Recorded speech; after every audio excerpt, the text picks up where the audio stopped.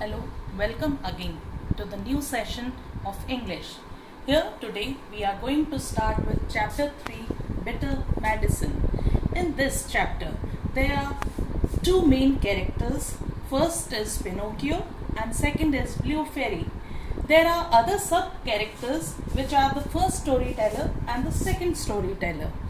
This story revolves around the central character Pinocchio.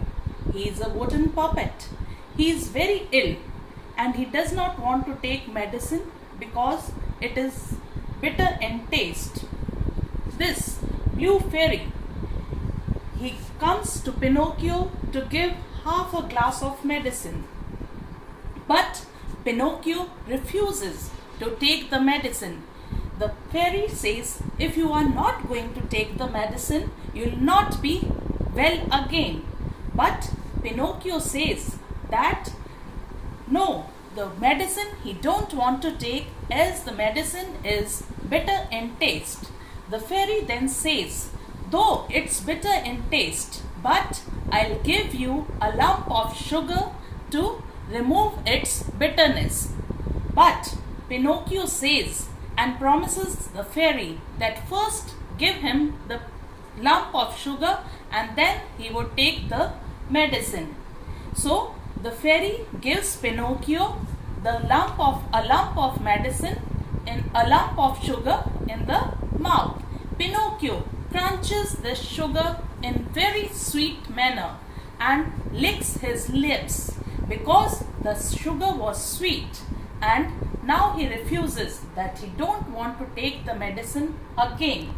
Fairy says, if you have not kept your promise, you told me that you are going to take the medicine after you have taken the lump of sugar. But Pinocchio says, no, the medicine is bitter in taste. I am not going to take it. And he gives many other excuses. The first excuses given by Pinocchio was that the pillow near his toes bothers him. That's why he is not going to take the medicine. The Blue Fairy removes that pillow from the toes. The other was that the half open door bothers Pinocchio, so he is not going to take the medicine. The Blue Fairy again then closes the door. Pinocchio then was not able to answer anything. He started crying loudly, no, he doesn't want to take the medicine because it is bitter. I don't want to take the medicine. Then the Blue Fairy says, listen to what the storytellers say. The first storytellers then says that Pinocchio has become thin and he stays in bed and he is not allowed to go out. Then comes with the second storyteller. He says that Pinocchio is always on bed and given soup and porridge to eat, and they both, the storyteller, the first storyteller and the second storyteller, they both started crying loudly. Yeah, we know Pinocchio. He was a very well-known person, but now he is no more. Now Pinocchio is very much frightened hearing these storytellers.